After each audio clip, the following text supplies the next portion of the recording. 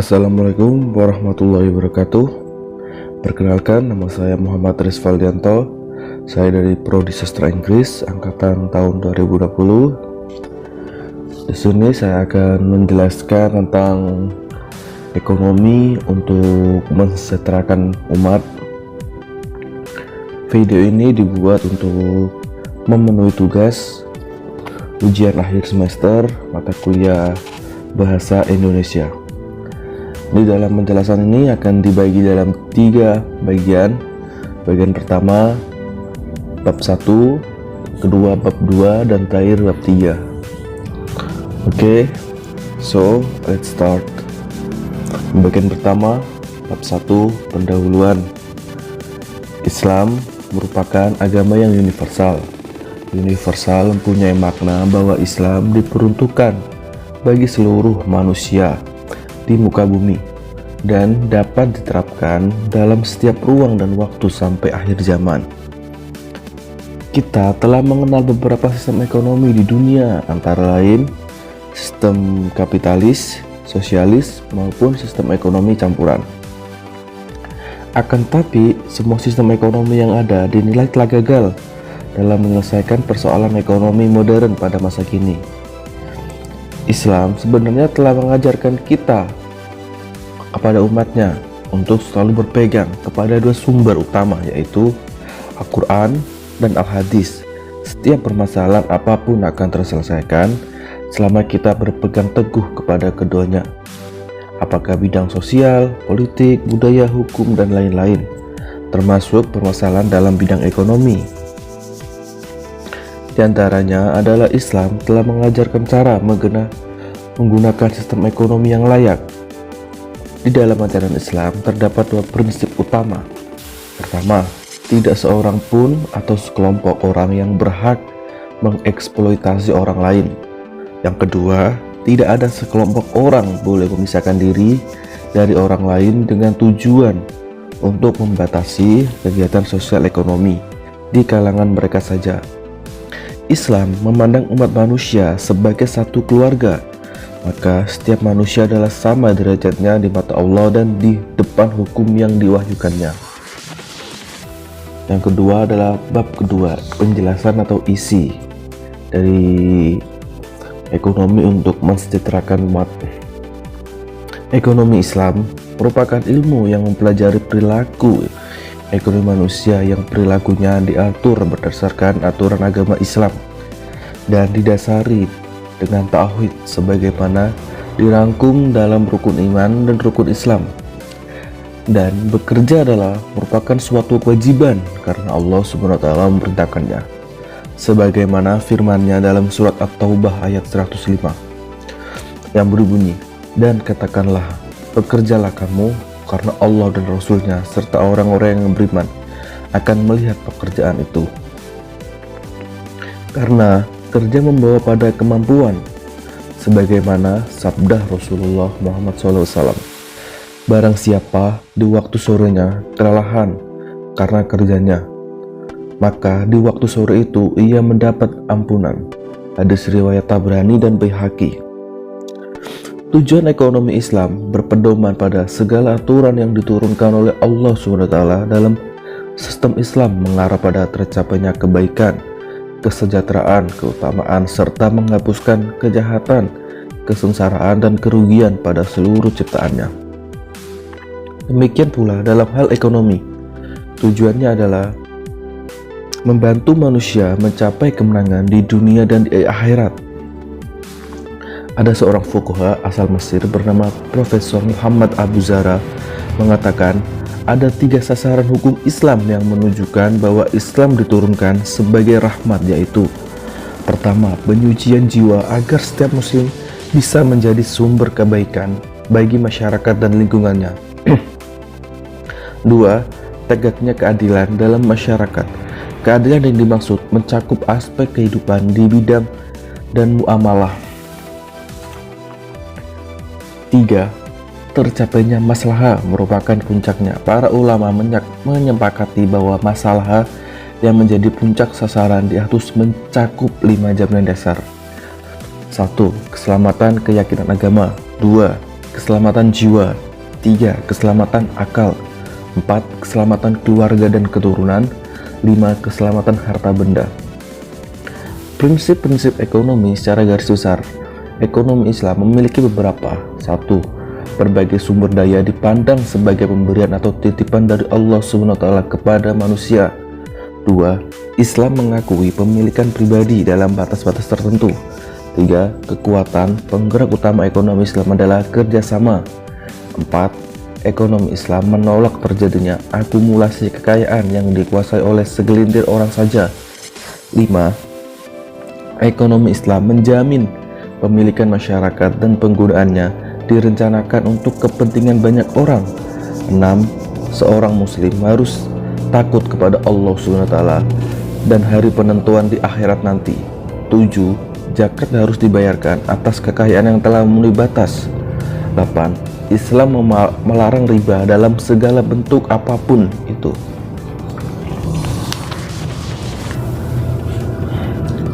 Ajaran ekonomi yang dilandaskan nilai-nilai agama akan menjadikan tujuan kesejahteraan kehidupan yang meningkat jiwa dan rohani manusia menuju kepada Tuhannya. Dasar pondasi ekonomi Islam. Ekonomi Islam didasarkan pada 3 pondasi utama, yaitu tauhid, syariah, dan akhlak. Pengamalan syariah dan akhlak merupakan refleksi dari tauhid. Landasan tauhid yang tidak kokoh akan mengakibatkan implementasi syariah dan akhlak terganggu. Dasar syariah adalah membimbing aktivitas ekonomi sehingga sesuai dengan kaidah-kaidah syariah. Sedangkan akhlak membimbing aktivitas ekonomi manusia agar senantiasa mengedepankan moralitas dan etika untuk mencapai tujuan. Akhlak yang terpancar dari iman akan membentuk integritas yang membentuk good corporate governance dan masyarakat disiplin yang baik. Dari pondasi ini muncul 6 prinsip ekonomi Islam. Pertama, tauhid. Tauhid merupakan pondasi utama seluruh ajaran Islam. Dengan demikian, tauhid menjadi seluruh dasar seluruh konsep dan aktivitas umat Islam, baik di bidang ekonomi, politik, sosial, maupun budaya. Kedua, keadilan. Prinsip keadilan merupakan pilar penting dalam ekonomi Islam. Penegakan keadilan telah ditekankan oleh Al-Quran sebagai misi utama para nabi yang diutus oleh Allah Subhanahu wa Ta'ala.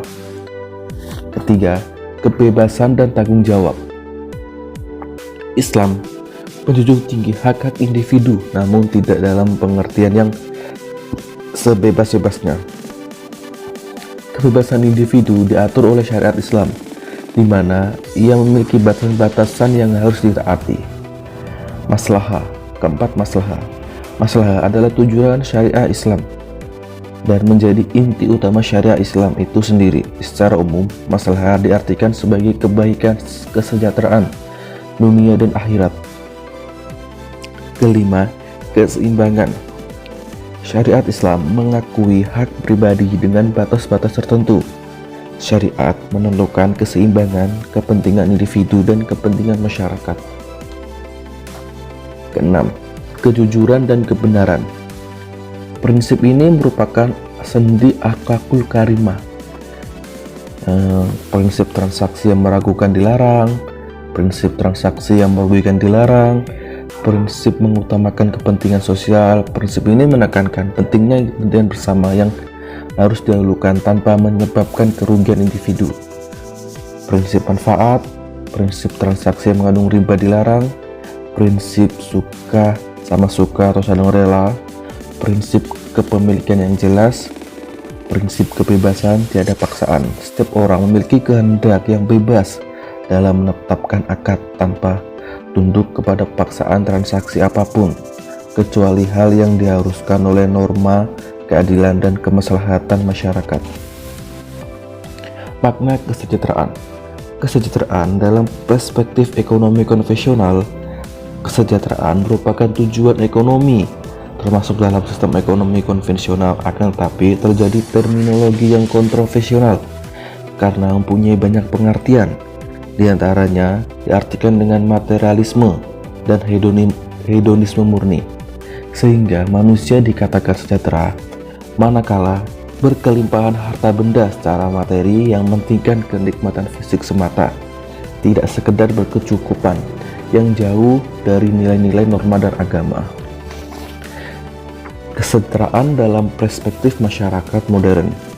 Definisi kesejahteraan dalam konsep masyarakat modern adalah sebuah kondisi di mana seorang dapat memenuhi kebutuhan pokok, baik itu kebutuhan akan makanan, pakaian, tempat tinggal, air minum yang bersih, jaminan sosial, serta kesempatan untuk melanjutkan pendidikan, dan memiliki pekerjaan yang memadai yang dapat menunjang kualitas hidupnya, sehingga memiliki status sosial yang mengantarkan pada status sosial yang sama terhadap sesama warga lainnya. Kesejahteraan dalam perspektif Islam. Istilah umum yang digunakan dalam mendeskripsikan kehidupan yang sejahtera secara material, spiritual pada kehidupan dunia dan akhirat dalam ajaran Islam adalah falah. Konsepsi falah mengacu pada tujuan syariat Islam yang tujuannya ekonomi Islam, yaitu terrealisir dan terjaganya 5 prinsip dasar yang terkandung dalam Al-Maqasid Asy-Syariah: agama, harta jiwa, akal, dan keturunan. Dari segala sesuatu yang merusak, sehingga tercapai kehidupan yang baik yang terhormat, hayatan thayyibah, dunia dan akhirat.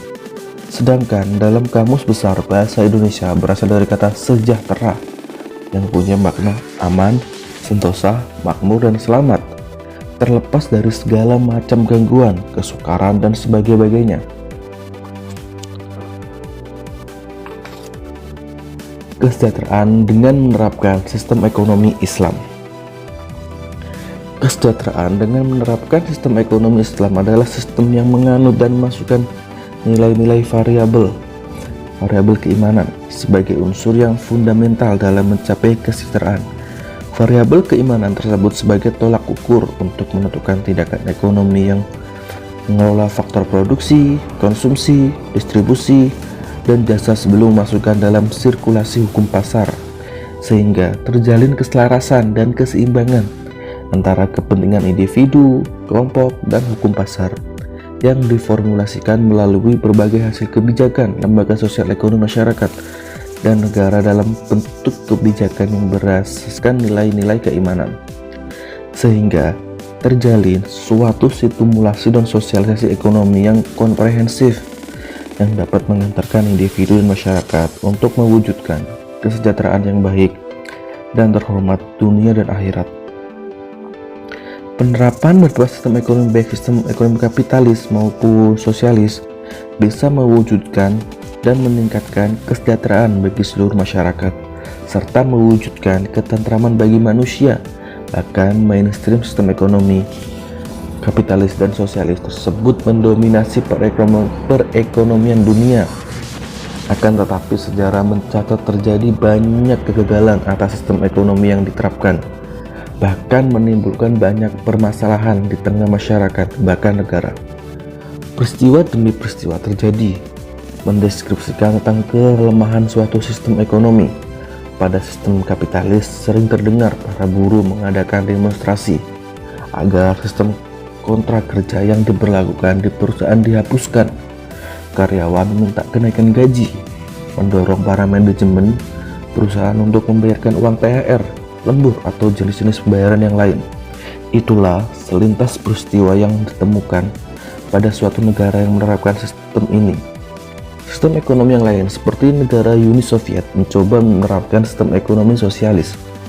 Pemerintahannya mengusahakan pemerataan ekonomi yang penduduk dengan menguasai dan mengontrol semua sumber daya alam, industri-industri penting, perbankan, dan sarana publik.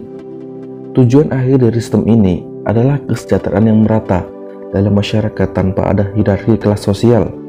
Namun, sebelum cita-cita tersebut tercapai, sistem sosialis runtuh karena perselisihan antar pemimpin dan korupsi di dalam tubuh pemerintah itu sendiri. Dengan kata lain, sistem ini belum berhasil memeratakan kesejahteraan rakyat, malah memperburuk rakyat ke dalam kemiskinan. Hal ini dapat terjadi karena dominasi pemerintah yang berlebihan yang membuat roda perekonomian tidak berkembang. Disinilah sistem ekonomi Islam tampil. Sebagaimana Islam memiliki sikap yang moderat, keseimbangan. Sistem ekonomi Islam tidak menzolimi kaum lemah sebagai terjadi pada masyarakat sistem kapitalis, tapi juga tidak menzolimi hak individu dan kelompok kaya sebagaimana pada sistem sosialis.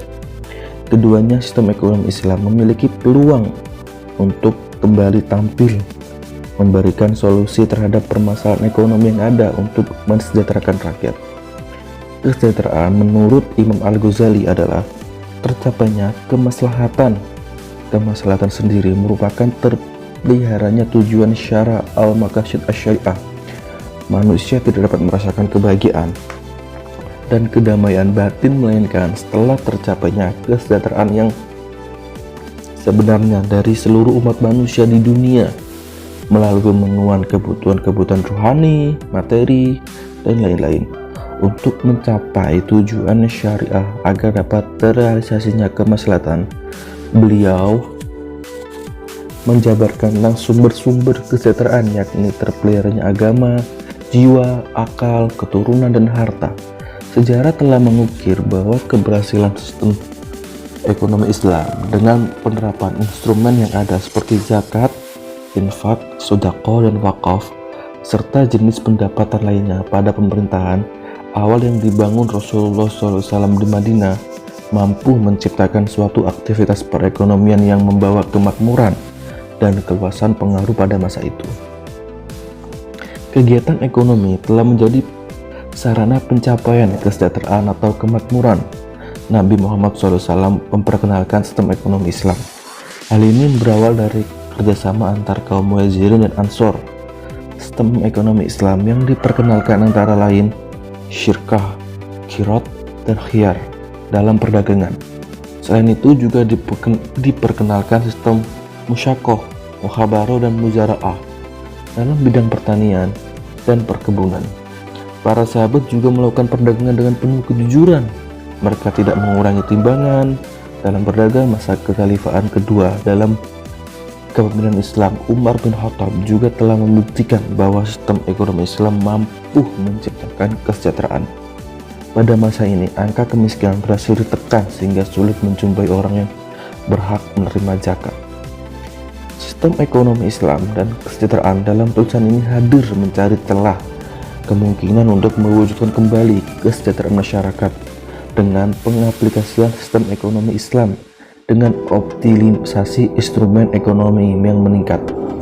Kesenjangan serta kecemburuan sosial dapat diredam. Sistem ekonomi Islam akan membimbing masyarakat dan dunia menuju kemakmuran, hayatan thayyibah dunia dan di akhirat.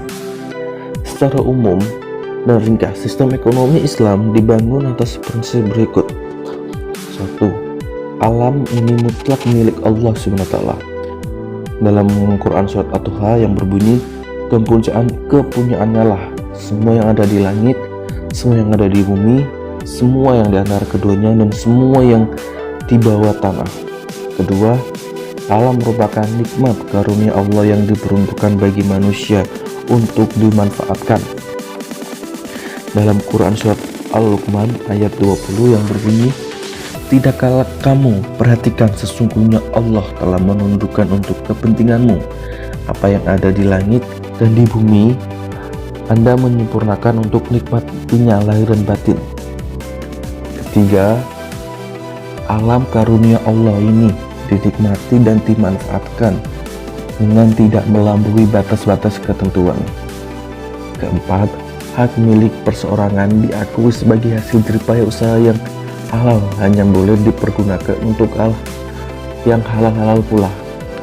Quran surat Al-Baqarah ayat 27 yang berbunyi, hai orang-orang yang beriman, nafkahkanlah sebagian dari hasil usahamu yang baik dan sebagian apa yang kami keluarkan dari bumi untukmu, dan janganlah kamu memilih yang buruk-buruk lalu kau nafkahkan darinya, padahal kamu sendiri tidak mau mengambilnya, melainkan dengan mencincingkan mata terhadapnya.